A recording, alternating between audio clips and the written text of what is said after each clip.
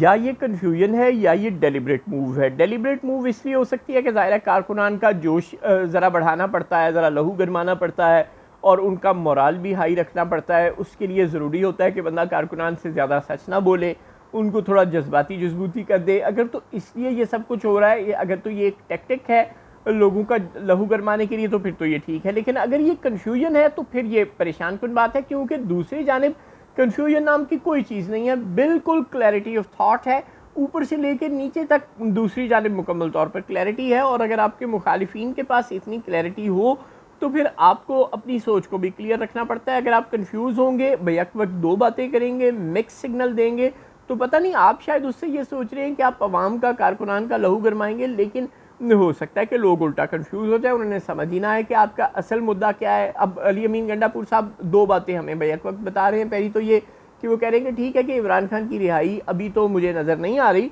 लेकिन बहरहाल हम अपने ज़ोरे बाजू से इस निज़ाम को शिकस्त देंगे, हम एहतजाज का हक़ रखते हैं। अब ये तो बड़ी ताकतवर मैसेजिंग है, बड़ी ज़बरदस्त बात है। अगर वो ज़ोरे बाजू आजमाना चाह रहे हैं, एहतजाज करना चाह रहे हैं, बिलाशुबा अभी एहतजाज नहीं हो सकता, अभी तो सिर्फ बिल्डअप है, अभी तो सिर्फ बातें शातें करके लहू गरमाना है। मुहर्रम के बाद ही अब एहतजाज होगा, मुहर्रम से पहले तो अब एहतजाज होना अमलन मुमकिन नहीं है। लेकिन बहरहाल अगर वो मुहर्रम के बाद भी कोई एहतजाज हल्का हल्का सा शुरू करने का ही इरादा रखते हैं तो ये तो बड़ी अच्छी बात है। आप एक्टिविटी जनरेट करेंगे, ख़बरों में आएंगे, और अगर आप अहले कुव्वत पर कोई प्रेशर ना भी डाल सकें तो कम से कम अपने होने का एहसास तो दिला सकेंगे।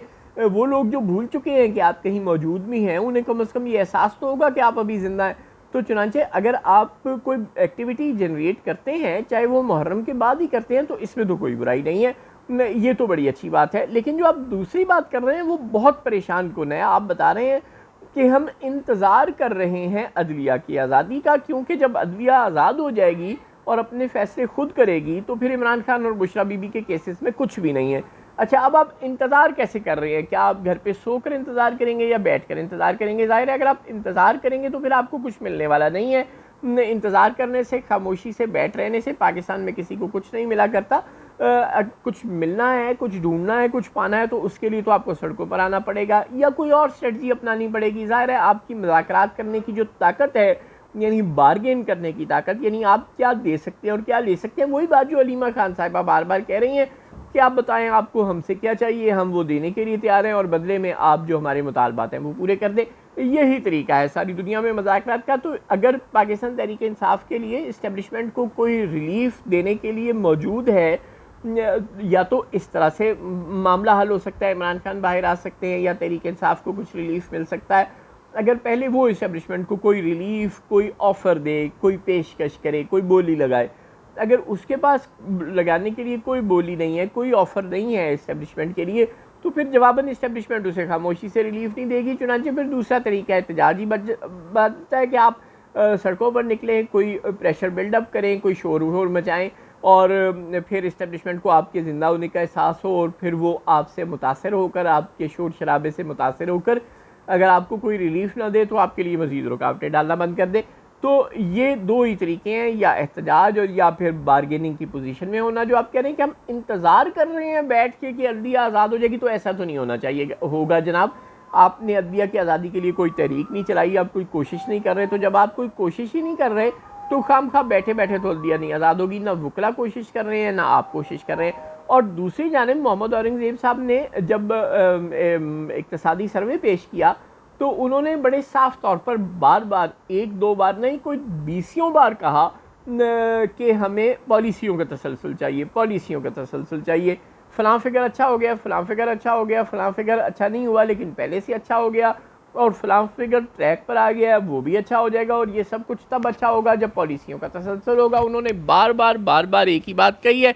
मोहम्मद औरंगज़ेब साहब के मुंह में अपनी ज़ुबान नहीं है, ज़ाहिर है गरजने लगता है, बादल हवा के थमते ही मैं चुप रहूँ तो मेरा तर्जुमान बोलता है। मोहम्मद औरंगज़ेब साहब किसी के तर्जुमान हैं और वो शहबाज शरीफ बिल्कुल नहीं है। वो वही हैं जिनको शहबाज शरीफ को जो लेकर आए हैं वही मोहम्मद औरंगज़ेब साहब को भी लेकर आए हैं। लिहाजा मोहम्मद औरंगज़ेब साहब हमें साफ साफ बता रहे हैं कि वो जिनके तर्जुमान हैं वो इस बात पर कायल हो चुके हैं कि पॉलिसियों का तसलसल मुल्क में मईशत की बेहतरी के लिए चाहिए। लिहाजा पीटीआई को या पीपल्स पार्टी को या मौलाना फजल रहमान को या किसी भी और स्टेक होल्डर को इस वक्त अहले कुव्वत हुकूमत नहीं लेने देंगे और हुकूमत को डीस्टेबलाइज भी नहीं करने देंगे, यानी कोई ऐसी बड़ी एहतजाजी तहरीक भी नहीं चलाने देंगे जिसके नतीजे में हुकूमत कोई डीस्टेबलाइज हो जाए, कोई बैकफुट पर चली जाए, कोई उसके कदम डगमगा जाएँ। अगर अब अली अमीन गंडापुर साहब कह रहे हैं कि वो ज़ोरे बाजू आजमाएंगे, तो ये ज़रा मुश्किल काम है। वो कैसे ज़ोरे बाजू आजमाएंगे?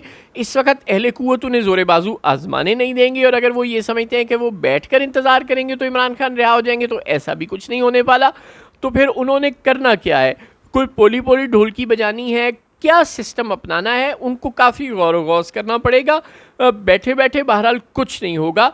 वो पार्लियामेंट में कोई रास्ता इख्तियार करते हैं, वो अदालतों को, वकला को साथ मिलाकर कोई रास्ता इख्तियार करते हैं, या वो सड़कों पर जगह जगह छोटे छोटे एहतजाज करके अपने लिए कोई रास्ता बनाते हैं।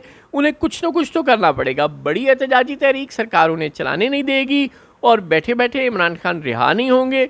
बिल्कुल अंडे मुर्गी वाली सिचुएशन है गंडापुर साहब।